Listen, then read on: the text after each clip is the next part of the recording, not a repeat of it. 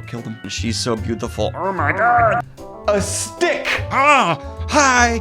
Julian, you had one job. Tom, stay here. Stay here. I'm gonna go be amazing. It's like a toddler holding a nuclear warhead. Hello, everybody, and welcome to the next entry in the Wheel of Time read-along here on the channel. A long overdue experience for the Goblin Clan, and today we are going to be talking about Book 3 of the Wheel of Time, The Dragon Reborn. I'm sorry this video did not come out 2 weeks ago, but I had a lot of people complaining that they could not read a Wheel of Time book every 2 weeks, so I have now elongated this to be one Wheel of Time book a month. And the exciting update we've just gotten as fans is that the Wheel of Time show will be dropping by the end of this year, so very disappointingly so, we will not be done with this series by the time the show's out. Yet, we will certainly cover everything they could possibly cover in Season 1, I hope, by the time the show's out, because we're already on Book 3, The Dragon Reborn. Let's go ahead and talk about a spoiler-filled Dragon Reborn experience. So I'm going to start by just talking about a little bit of spoiler-free thoughts on this most recent reread for Wheel of Time Dragon Reborn for me. This, for a while, has probably been in my top half of the Wheel of Time books,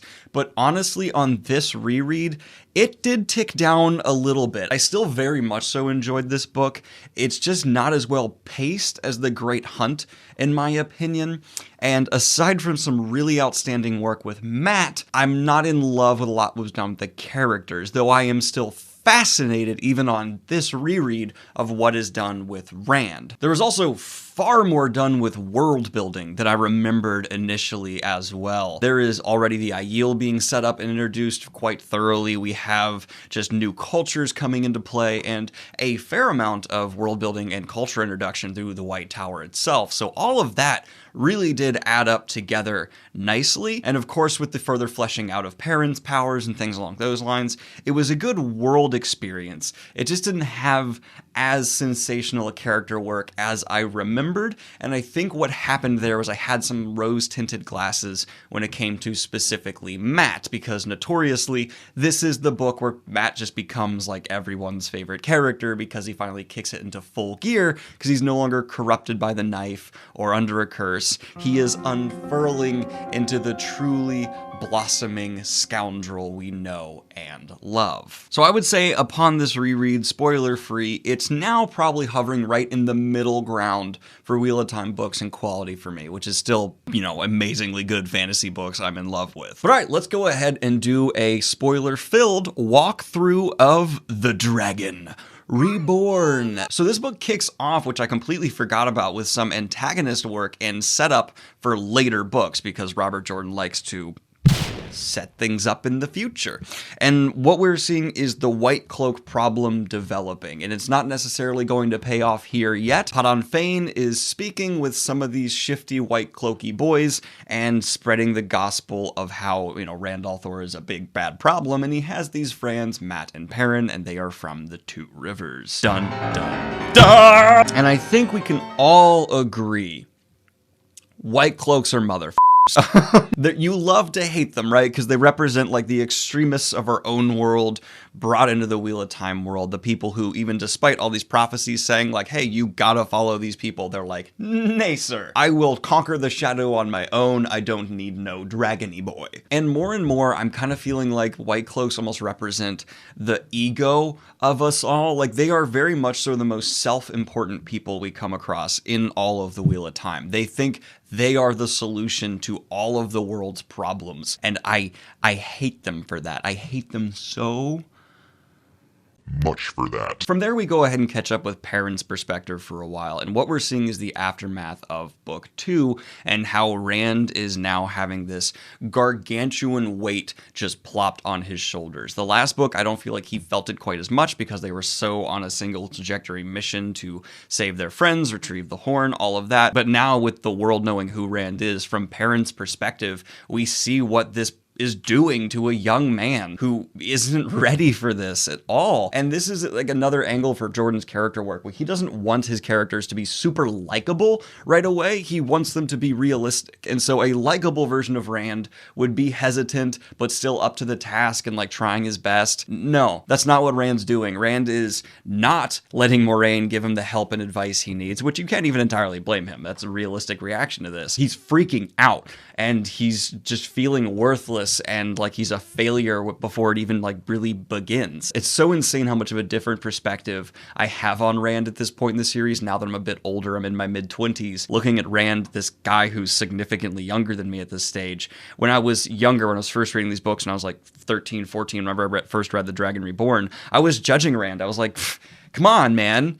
Get it together. Now as an adult, I'm like, I get it.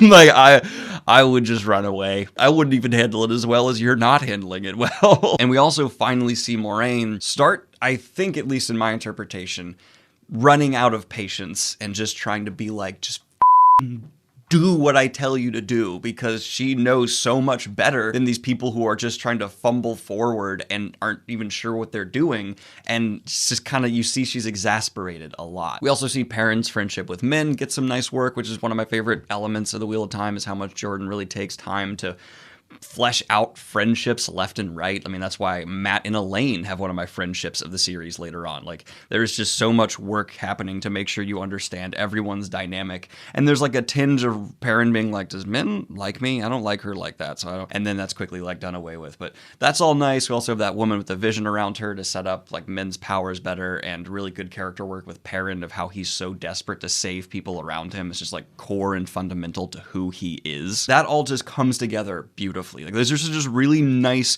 Robert Jordan showing his strengths as an author, character worker, stakes setter, all in this just kind of initiating incidents, and that's well done, Jordan. There's an attack. The woman dies. People die. The Borderlanders show off how badass they are. Lan shows how great he is. And it shows how not ready our crew is. That just this kind of skirmish attack really put them on their heels. And as a result, Rand disappears. And now the party must break up to go and try to get him. Min is sent off to not be heard from again for a while. And now, as the Borderlanders are left behind, we have a smaller party trying to track down Rand as he is heading towards the Stone of Tear, and we know this because of dreams. Note here, Robert Jordan uses things that could be like an annoying plot device, like dreams to advance the plot in a lot of lesser books would come across as super convenient and annoying, but he will take things that are like an element like that can be cliche, dumb, and annoying, and thoroughly weave them into the lore of the world. Like, the dream world is a thing,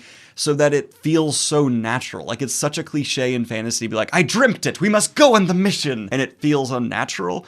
But here, because of Jordan's world work and his just attention to detail, it feels completely appropriate and not like grotesque at all. And that's the same thing with like people being Tal'Viren and manipulating chance, which becomes a major theme for this extended plot line of us following Rand, where we're seeing the ramifications of his just existence being near people. And I really love that angle of the story. It sets up this like atmosphere, because we're not spending much time with Rand, and so this distance from him and seeing what he's doing accidentally to people, and this like fever dream that he seems to be living in that we just keep seeing the aftermath of. It's wonderful, and how much it takes this character who was this hyper-grounded farm boy and elevates him to something else, which is tricky to do with character work. As someone who's trying to do some similar stuff in his own writing, it's really hard to establish a character one way, then put distance between them and the audience, and realistically shift and grow them. But that's so effectively done through this transition with Rand. And with the mystique of the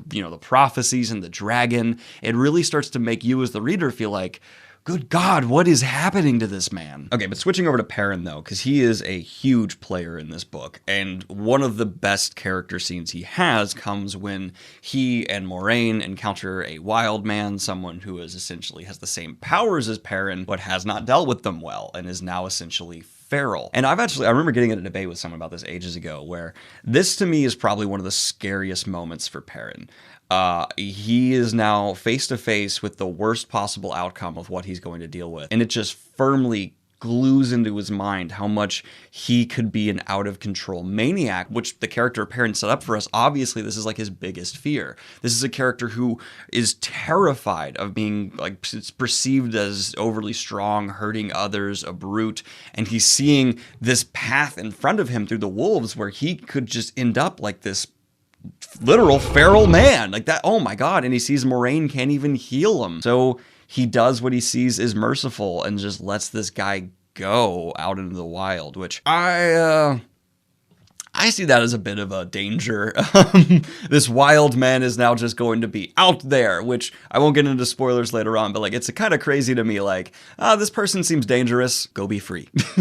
I know people are going to come in and be like, well, but I'm saying like in the moment, it seems like a risky move. And the dangers of being a wolf brother are so clearly laid out where you could just lose your humanity. And then further reaffirming the things we already know of Perrin, he sees an Aiel in a cage, and it's Gaul, who is one of the best characters of the series and of the Aiel in my opinion, who has been captured by some people and thrown in a cage. Perrin, in the middle of the night, is like, hell no, and breaks him out. He's like, I'm not going to let you cage a man, that's wrong. And this Aiel does not seem to be living up to the horrible stereotypes of the Aiel that exist in these parts of the world. And it's just, can Perrin be more likable in this book? Like, I know Perrin gets some crap as a character, which is understandable. Like, he can be frustrating, as all Jordan characters can be.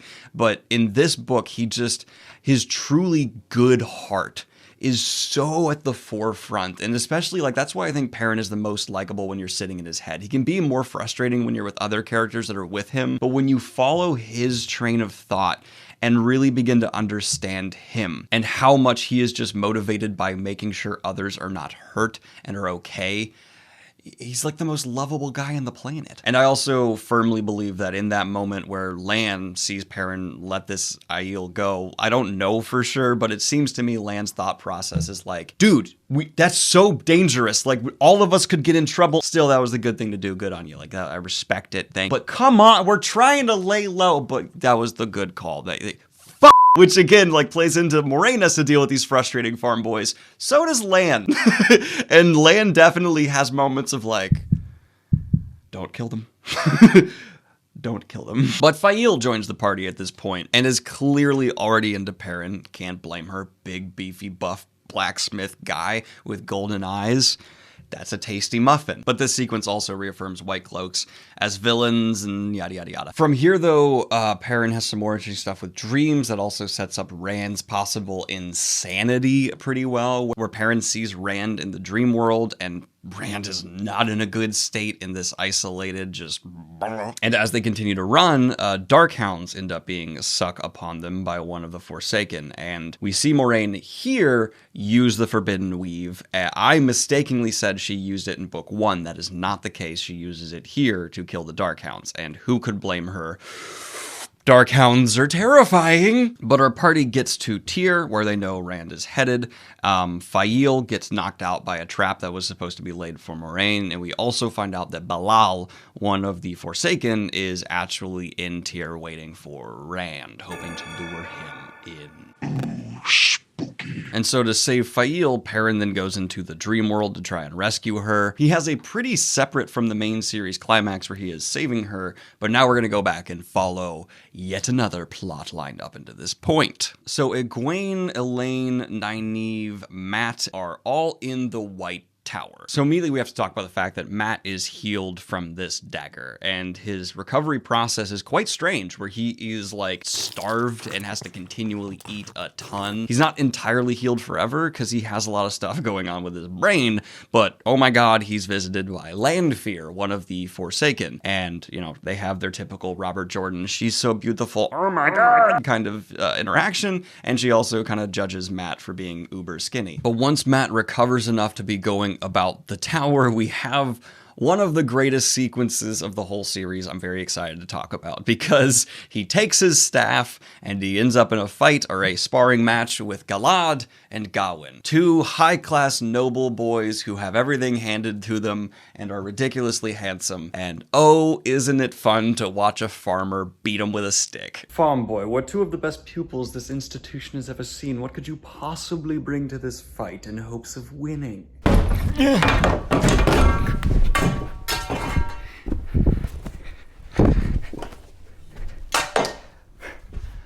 a stick! Matt quite handily takes on two of the most promising warder pupils currently within the White Tower, and it makes quite the kerfuffle. It's so well written because there's this additional underlying stakes of like Matt is still recovering, he's still sick, and his body is like shutting down while it's going on, yet he still comes out on top. Which again plays into this whole Robert Jordan, he does things that in a lesser author's hands would feel overly convenient, but because of all these curses and things and twisting of Matt's minds that's just been done, what you're left with is this sense of like, what's going on? This feels dangerous. This feels wrong. But Matt's so goofy and charismatic that you're simultaneously like, this is fun. But okay, so Egwene and Elaine are brought up to accepted, and then they are also kind of punished for what they got involved with for book 2. They are also given 2 letters from the Amerlin that's essentially going to let them do whatever they please as they continue their own investigations into the possible Black Aja. Not possible, confirmed at this point. They give one of them to Matt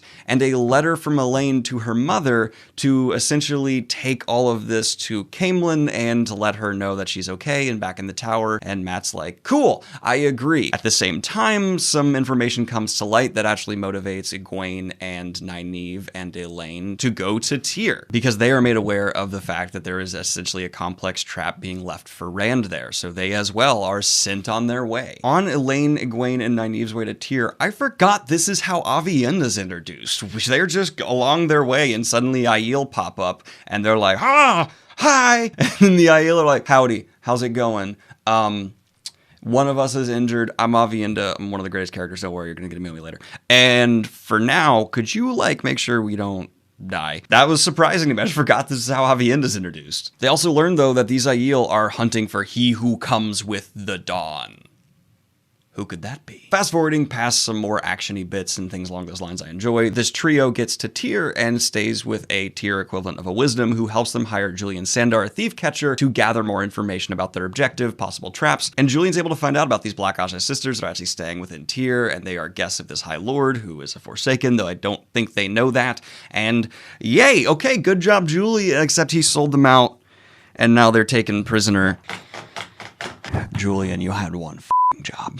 Julian's great though. Like, he's a really good character and he's clearly so conflicted about what happens here. It's painful. But now we need to catch up with Matt and do his journey of how he ends up to Tyr, because these first Wheel of Time books are all about the party splitting and converging. He goes to Caemlyn, he drops off the letter, and through some eavesdropping, hears that there's a plan to kill Elaine from, oh my god, the love interest of the queen, Elaine's mother. So he's like, damn, I have to go warn them what's going on. There's also a bit of information dropped that they are actually going to be in Tyr. They are being lured there as well. So Matt's like, I guess they're in Tyr. I gotta go to Tyr now, damn it. And so he heads off to Tyr with Tom Merrilin, who he came across when he was in Tar Valon. Tom is recovering from the fact that the girl he was in love with was murdered because of his affiliation with Rand back in book 2, which is not super nice, and Tom is not in great shape. Very drunk, very much so, massively depressed, and Matt helps him get out of his funk by basically giving him a good friend and a slight bit of a boot in the ass. And it's cool to see Matt kind of evolve as a character and be one who can actually be a guide to Tom. It kind of is a nice flipping of their relationship before, where yes, Tom is still mentoring Matt, but in a way, Matt's carefree love of the world approach to stuff is infecting Tom as well and bringing back out the joy within him. And I like seeing Tom's healing as this book went on. It was something I had never picked up before, but we watched Tom very gradually heal as this book progresses. During all this though, Matt's luck factor is established through his gambling and overcoming assassins in really interesting ways, where now we can see that Matt is an odds manipulator. He is someone who can just play with chance as he pleases, and that's fascinating as a power. It is essentially plot armor, but again, it's woven in, understood, and made to be a known factor. He has all this messed up memory stuff going on from left and right. He's confused, but in that confusion, his personality refuses to buckle because he's goddamn Matt Cawthon. Matt also meets with an Illuminator, which becomes important later on, but then he ends up in Tyr from Here, where now he is desperately trying to find Egwene, Elaine, and Nynaeve before they are brought into this trap. It's a desperate, harrowing ongoing search that continues on for quite some time until Tom gets sick, and then Matt has to go and take him to a wisdom. Guess which wisdom it is? It's the wisdom that, of course, Elaine, Nynaeve, and Egwene had been working with previously. And so Matt learns about what happened to them, and now they're taken prisoner, and he's like, all right, okay. Tom, stay here. Stay here. I'm gonna go be amazing. Because Matt saved an Illuminator earlier, he happens to have a lot of explosives, which is my favorite combination of things. Possibly Matt and bombs. And so he decides to go break into the Stone of Tyr with his collection of bombs to save them. Because that's a great way to save people. To blow up a building and run in. But on his way to break into the Stone of Tyr, he encounters a bunch of Aiel who are also trying to sneak into the Stone of Tyr. And simultaneously what's happening with Tuperin and Moiraine and all that is going on. All these climaxes are coming together, and now it is time for the actual climax of the third book, The Dragon Reborn. Through the dream world, though, Egwene, Elaine, and Nynaeve have successfully gotten some of their captive necessity done out of the way, but they were still behind a locked door they had no idea what to do about. And then Matt shows up and just like opens it. And he's like, hi. And they're like, don't think you help. We got this. And then Matt's like, I was going to help you, though. Matt's also with Julian Sandar because he felt really bad. And so Julian was also trying to sneak into the Stone of... Everyone's trying to sneak into the Stone of Tyr. No wonder why it fell. Half the population of the city was like, it's a good time to go into the Stone of Tyr. Finally, though, we have Rand al'Thor coming into the Stone of Tyr and making his way towards Kalendor, the sword that is not a sword, the authorial legend equivalent for the Wheel of Time, all-powerful destined sword. And he's walking towards it, being like, it is mine. I want it. But then Belial, the Forsaken, who is trying to lure him here, tries to instigate him into taking it. And Rand, like, I ain't doing what you want me to do, muff. And while Rand is fighting Belial, who's trying to get him to take the sword, the Aiel are attacking and fighting the guards of the Stone of Tyr. And so now, again, in Robert Jordan style, he's taken this climax and just escalated it with new cultures and people waging and warring around while Rand is fighting one of the most powerful people in existence. It's pretty cool. But summing up her amazing contribution perfectly, as Rand is struggling, Moiraine shows up and just like, helps him kill Belial. Then even Moiraine is like, Rand, you don't pick up that sword though. You're the Dragon Reborn, you should probably pick up that sword. It's kind of a cool sword. It's pretty. Rand, you won't pick up that sword. But I do want to point out, she used Balefire once again. That's 2 times, Moiraine. How banned is it? Ba'alzamon shows up as Rand takes the sword and incapacitates Moiraine, but then as Rand takes Kalendor, Ba'alzamon decides, I actually needed to run some errands. F this, and leaves, because you know what? The sword that's not a sword is something you don't want to mess with, especially when it's in someone's hands who doesn't even really know what they're doing with it, because, you know, it's like a toddler holding a nuclear warhead. But Rand follows him because he's now frothing with power, and he ends up tracking down Ba'alzamon and obliterating him. And a lot of people are like, dude, you killed the Dark One! Nice! But Moiraine, recovering consciousness, goes, that was not the Dark One. Do you think the Dark One would leave behind a body? No. That was probably just one of the Forsaken going insane. I want to point something out, though. Doesn't Rand plunge Kalendor into Ba'alzamon's chest, killing him? It's the sword that's not a sword. It seems to be a pretty damn good sword. I'm not gonna lie. It also seems like it's a sword that's not a sword. Also a damn good sword. So I would say that name is inaccurate. But he comes back to the Stone of Tyr and everyone stops fighting and he is like, yes, I am the Dragon Reborn, I have taken Kalendor, and everyone in Tyr's like, oh, shystasters, that's the Dragon Reborn, he's taken Kalendor, so we should stop fighting and get ready for the last battle. Guys, it's all gonna go to shit. But that is essentially where this book ends, and it's not my favorite Wheel of Time book. There are some real highlights to it. I think the pacing was a bit too slow. Also, it's just getting a bit tired for me in this reread, having that split up and converge formula. I can feel how some people actually were telling me that criticism before. I didn't feel it as much before, but I'm feeling it now. And the character work is solid where it's focused, but it's kind of iffy elsewhere. Like, I really wanted some more interesting angles for Moiraine. It just seemed like for some reason Jordan just condensed down to only really hyping up a few here. And it paid off for those characters like Perrin, like Matt, shifting our perceptions of Rand, and even fleshing out Nynaeve, Egwene, and Elaine quite a bit more in their friendships. But I don't know, it wasn't as nice as book 2 in this reread for me. But it was still very positive overall, and I'm going to give The Dragon Reborn a 7.5 out of 10. Very good read, and another Wheel of Time entry I enjoyed. I hope you guys are liking this read along. Like and subscribe if you have not already, and hit the Patreon if you want to support what I do here. And in a month's time, we will pick up with book 4. And maybe by that time, we'll have a trailer for the show. Bye! And of course, I'd like to record a special shout out to my latest high tier Patreon, Jason Ghana.